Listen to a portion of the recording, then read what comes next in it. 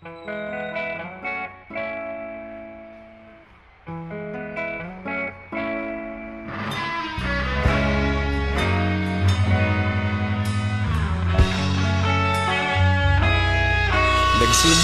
ang lahat sa eskwela, nagsama-samang 12 sa kalokohan at sa tuksuhan, hindi maawat sa isa't isa. Madalas ang standby sa cafeteria, isang barkada na kay saya. Laging may hawak-hawak na gitara, konting udyok lamang kakanta na.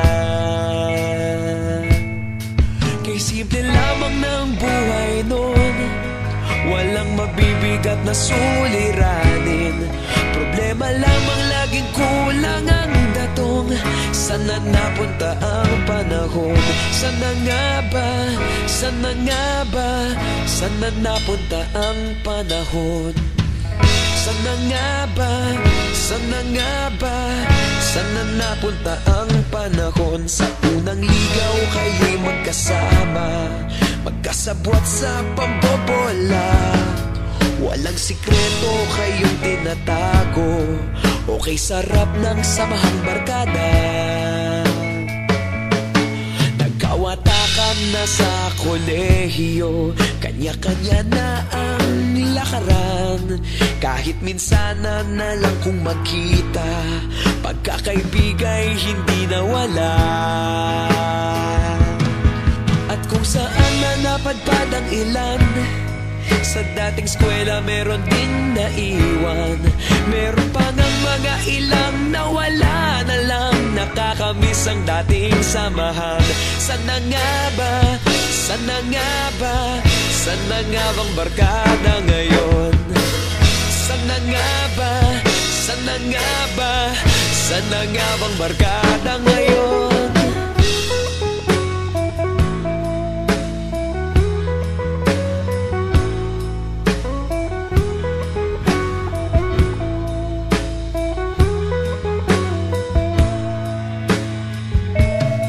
Ilang taon din ang nakalipas, wala pa sa aming tatay na nagsusumikap upang yumaman at guminhawang kinabukasan.